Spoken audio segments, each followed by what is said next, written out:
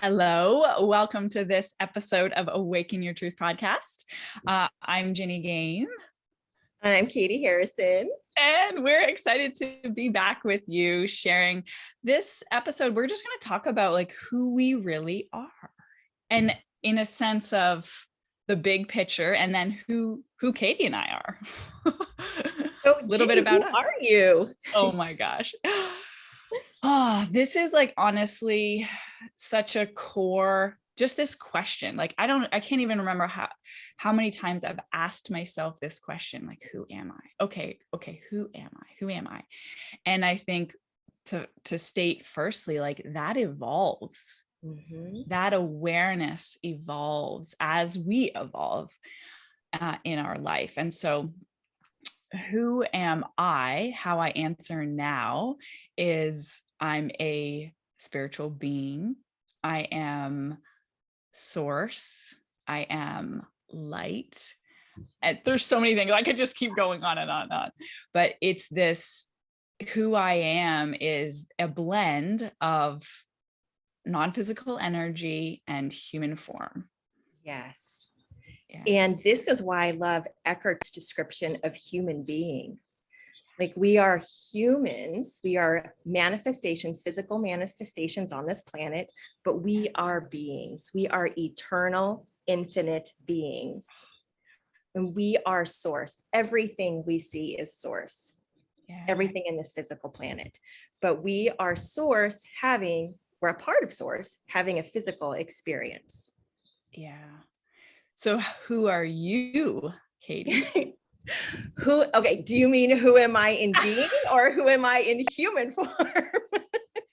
I love it. So we really want to talk about how like this is what we bring into, like this is the truth, that there's a human form and there's the non-physical form. There's the energy form, and that is we cannot accurately communicate. And when I say we, I mean like humans to other humans. We're not representing or expressing our true self until we're acknowledging both of those sides. Right. Ginny, did you feel like you always knew that you were eternal and source energy? Yeah, this has been a very like steady knowing for me. And I would definitely still say the knowing has increased, like has gotten stronger and stronger. But there was always something in me as soon as I became aware of my own conscious thoughts and I had started asking those questions, right? Like, who am I? Who am I? That there's no words I could put to it other than there's like a deep something that I was aware of, that I'm not only what I can see and sense. That's the only thing I knew at the beginning. I would say that I was completely associated with my human form for quite a long time. And I knew intellectually that there was something more, but I didn't know deep inside because I was so focused on the mind, the human experience, and wrapped up in that. Yeah. And that's what we're taught to connect to, right? So we are given this information that who we are is our physical form, like that. And then that's it. And, you know, there maybe is some talk of like, oh, you have a spirit or you have, you know, there's a little bit of that, but it is not given the same emphasis as the importance or the reality of our physical form. Exactly. And that is why I was so wrapped up in the physical, because I would hear a little bit about the spirit probably into my 20s. And I was like, oh, that's interesting. And then the more I really explored and opened to the possibility, the more I knew in every cell of my body, my truth as source energy. Yeah. But it was an evolution. It was an evolution for me. And I heard people talking about it, but for a long time it was just talk. But the talk really helped me because I was like, oh, that opened me up to the possibility of a connection with source, with my true being. Yeah. That's so amazing. I love that you acknowledged the benefit and the power of hearing people talk about Yes. it. Or for me, it was reading. Like I did develop a lot of intellectual awareness, like, oh, there's another part of us. Oh, there's another part of us. And so I was very intellectually aware, but throughout over the years, the practice of actually tuning into that and then developing that knowing. I think that's important to highlight is like anything we do in the physical form, there's a pathway to connecting with that or developing that or increasing your knowing of that. Knowing doesn't just happen for most people, Yeah, for most right. experiences. Yeah. Yeah. It's not So just to snap your fingers. Yeah. how was your experience in terms of increasing your knowing? What really assisted you or guided you into that actual knowing of yourself as source in your being? I would say there was probably a multiple experiences along the path that kind of really helped, but the biggest part for me was when I surrendered to meditation because I totally like resisted it for so long. I'm like, oh, it's this thing I should do. Yeah, all the spiritual people do it and it's supposed to be great for your growth and la la la la. And so I was like off and on and off and off and on. And finally, after a breakup that I didn't know what to do with myself. I was so lost in my mind and my stories and that fear. And so I said, like, and I was aware that it was the mind doing that, but I just said, fine, like I give up, I surrender. And so it was like, there was a commitment to the process of meditation. And I still remember like exactly where I was and sitting on, and then I had this experience and it wasn't anything like, people talk about having these experiences as meditation that are very profound. And it wasn't like extreme. It was just different. It was like, oh, this is deeper. Like there's something else here Yeah. beyond what I've been thinking. Like I could feel it. I could sense it. Like just, it really came up. It just felt like my body was alive. And I'm Mhm. like, this is not what I'm used to. And so when I was feeling that, then my mind was not active, right? It was quiet. Yeah. So I that had a similar experience. Meditation for me too. And I resisted and I did it because all of the teachers say to do it. yeah. And at first, my mind would say, oh, this is so boring. This is so boring. You could be doing other things. And then eventually, I learned the process of watching my thoughts and observing the mind. And when I realized I could observe the mind, I realized it wasn't me. If I wasn't my mind, then who was I? And I from that love that place, question. yeah, from that place of stillness, of watching the mind, I was like, oh, this is who I am. And the Wow. more I explored and the more I practiced and the more I read and the more I journaled, the more I felt the truth of who I am. Like you said, it's an energy, it's an energetic connection to source that feels cellular. Yeah. So when we talk about knowing, it's beyond the intellectual. Exactly. It's beyond it. They're not words for it. It's an experience. And Yeah. your knowing as who you are, how does that guide you in your human life here on the planet? Oh man, there's so many ways to go with this, but I feel so called to, like, when I ask when I ask questions to my inner being or to why we're here and why I'm here, I get a very consistent answer of like balance. And so you're here to be, and because I'm very passionate about living the fullest experience of human life. And so to me, that's being grounded or being rooted in truth of who I am and then playing in the world. So I think there's a lot of one of the reasons why I was not attracted to this path in for a lot was like, it's boring. Like we talked about, last time, it's boring. Well, who would want that?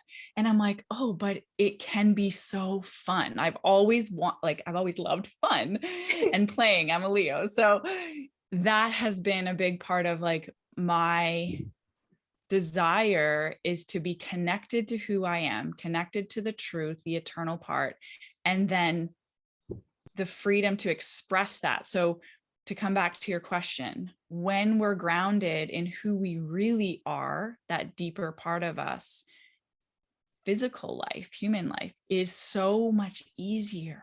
It's so much freer. You have access to so much more joy because you're not identified with, or as much with, only the human part. Mm-hmm.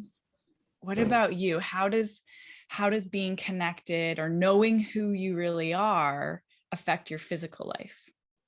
Knowing who I am means truly knowing I am joy, love, peace, eternal. And this grounding in my truth, in my physical life, really allows me to recognize fear, which is not real, when it shows up, and drop it. And dropping the fear has totally transformed my physical experience on the planet. Of course, opening up to more joy, love, peace. So knowing my truth. Oh, yes. To get the physical form. I love how you said that. So like, the truth of the freedom, the joy, the love that is you. And then being able to have the awareness of who you are allows you to realize the fear that is not, I'm going to say, is not permanent. It's just temporary, And so then without that fear, you literally open to experience the physical manifestations of joy, freedom, love, and peace. It's like this beautiful expansion. It's like expanding. Knowing my truth expands this physical experience into so much more than I ever could have imagined. I love that you said transformed your life experience. Yes. It's so fun. Yeah. And this is possible for everyone. We're not special. We're just, I got somebody called me on saying we're just humans. And I was like, yeah, I guess you're right. We're humans. And it's the whole drop in the ocean. You're the whole ocean in the drop. It's both. And this, Katie and I are like really appreciate this awareness that we have of how wonderful the journey can be. Mm-hmm. Yeah. The journey's amazing. Yeah. Okay, so your journey as a human on the planet. Yes. As the human part, tell us about that, Ginny. Oh my gosh, talk about a big question. Okay, don't mean the journey. Let's skip the journey. That's too big. Yeah. How do you interact in the world in a physical form right now as the human part of your human being? Yes. So I love talking about like the different, and Eckhart will use this terminology too, like the different roles we play, like our human is playing this role. So I'm married. I have a wonderful husband. We just had our 3-year anniversary, and that was very exciting. We live in West Palm Beach, Florida, or just a little bit south of there. And so I grew up in Canada. I'm a Canadian, and I have always dreamed of warm winters, like probably so many. And so a lot of my journey actually started out in the role of a coach. And I got so excited and interested in the world of the law of attraction and how this law operates. And so I got really into that. And so one of the roles I played in this life so far has been a law of attraction coach. And so part of this has been manifesting this experience of living in Florida and loving the sunshine and building a business that I love, that I get to connect with so many inspiring people, that this is one of those ways that has manifested in my life of that soul desire, that inner being desire, manifesting in a way that was better than I could have imagined. Love it. Yeah. All I knew is that I wanted to be free and be traveling around the world, doing what I love, you know, doing what I love, living the kind of lifestyle that I wanted in love. It being in love with someone and not settling in a relationship has always been very important to me. Yes. And so all of these things have manifested in my life. And even when I say that, there's no doneness to that. Mhm. It feels like the beginning. So it's really amazing to feel the here-ness, or what at one point, I was dreaming of, and at the same time know and feel the expansiveness in those desires. That is the exciting place to be. So appreciative for all that is, but Yeah. also that excitement for what is unfolding, the openness and excitement to what is unfolding, because we're Yeah. always expanding. I know, it feels so fun. Yeah. What about you, Katie? What is some of your Some of my human roles, life my experience? Yeah. human roles. I've been a teacher for 20 years, middle Mhm. school and high school. I have been married to my amazing husband for over 20 years. In fact, our anniversary was just yesterday, I think 21 years, I believe. Oh, happy anniversary. Thank you. And I live in Alaska, and I also love to travel. In fact, I'm in Mexico right now, so enjoying a little bit of sunshine on my summer vacation. And the same as you, just loving being in love, loving getting to share and create with you. Really exciting to be a part of Awaken Your Truth with Ginny, and coaching and creating, and loving life, loving this human form. What other roles do I have? I think I covered it. A sister, Yeah, aunt. you didn't say those, but I am. That's true. I do play the role of a sister with my little brother, whom I love. My little brother, who is taller than me, and everyone thinks I'm the young one, and I'm not sure why, but That's a good thing, right? I think that's a good thing. The youthful energy.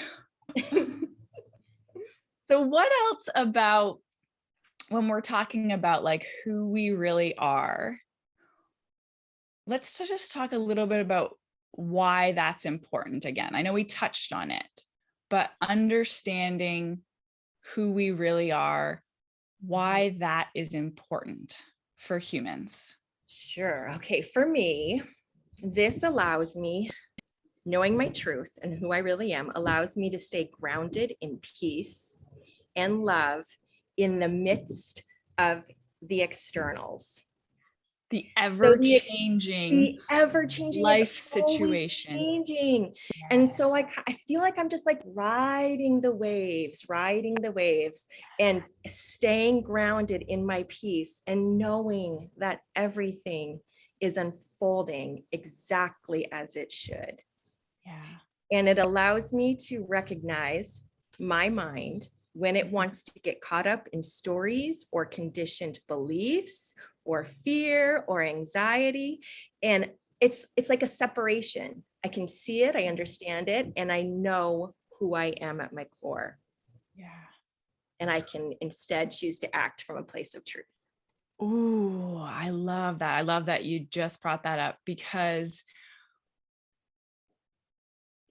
as we're approaching like living this idea of living our fullest life, right?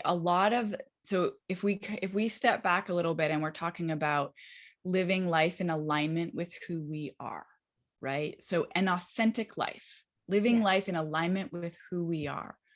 What does that mean? Right? So there's the difference between who we think we are, Mhm. who our mind tells us we are, right? I'm Ginny, I do this, I live here, I'm in this relationship. If that's all we know about ourselves, is what the mind knows about ourselves, if we're making that the whole picture, we're going to create a life based on who we think we are, and who we think we are always comes from external conditioning, right?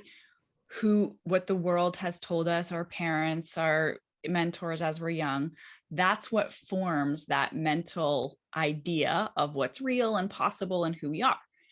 So if we're only living from that place and we have this strong desire, there's this knowing in us, which I think a lot of people have, of like, I want to live life in alignment with me. I want to be me in this world. But Mm. what does that even mean? And then we approach it from the place of that mental knowing, the intellectual, and versus the deeper knowing of truth. Yeah. And so really like asking these questions and opening to this deeper aspect of us, the truth, the unchangeable truth. And we'll Mm. talk about like, this is probably actually a good idea to do an episode on what truth means, because there is different understanding and descriptions of what truth is. And we use that word a lot, awakening your truth. And so if we create now, if we're approaching, let's create our life from our place of truth, and we're connected to that core, the real part of us versus who we think we are, it is a whole different experience. Yes, it is. Yes. And my inner being tells me all the time, like, you can create more than you ever could have imagined. Yes. It's your mind that is like putting the topper or the stopper on it. Like, you can Yes. just open to a whole new experience of being a human. I also get that quite often and really enjoy the reminders Yeah. from my inner being of the limitlessness of the stop trying to figure it out with your mind, of it's here, of the potential that's natural, the potential that's easy. And I'm experiencing that more and more in my life. And it's amazing and beautiful to have the comparison of like, oh yeah, that's when you did that with your mind. And that was what you thought was best. And oh, that's when you did a little bit of that and a little bit of that. Like, there was a mix. And Yeah. it's just getting more and more of the pure, like, act from inspiration, feel into the freedom, the unlimitedness, the truth, and be connected to that, and then be in the world. That feels so juicy. I know. If we were to maybe leave listeners with maybe a piece of advice, if they're feeling like, well, I don't know how to connect to my truth, I don't know how to connect to that part of me, what would you say? I think questions are really, really powerful. And I think questions open the door for the answers or the knowing to come in. So it's just asking a question. And I'm going to actually say it this way. I'll give some examples, but asking a question that feels open to you, that feels like you can sense the openness of that question. So it might be something like, I was just gonna make a statement. So it might be just asking the question of who am I? Yes. Or what is my truth? Mm-hmm. And in a time in your life where there's some space, there might be some stillness around you, or you're out in nature, or you're on your own, those are the times it's going to be easier to hear the answer. Love it. So journaling and meditation, out on a walk and feeling into that. And let's say, for example, because this happened to me for a long time, I would ask the question and I didn't hear anything. Yes. So let's just advise with a statement like, I am open to knowing my truth. This can be like a little mantra that you say throughout the day. Universe, I am open to knowing my truth. I am open to experiencing my truth. And just opening signifies that there's a belief that it's accessible to you. That it's here. That it's here, that it's here. So I'm open. And then it just like gives the universe an opportunity to provide you with the knowingness. Mm-hmm. And the knowingness is going to come in. I wanted to highlight same experience. There was a lot of times where I don't get an answer. Yes. Right. Even, especially if it's a new question, it won't be there right away, but the power of opening the space leads to the knowing. and that the knowing can come and likely will come in an experience, like we talked about. So not an intellectual thought, but an experience of something. And it's always really fun and magical when it happens like in an encounter with another person, or a podcast that shows up in your feed, or a book that's recommended to you. There's so many wonderful ways that the knowingness can come. So just opening to the possibility. I love it. I use this all the time, is like, I'm open to knowing my truth in this, whatever it is. Oh, good. Yeah, amazing. All right. Well, we have loved being here with you, Yes, and we will see you next time. Bye.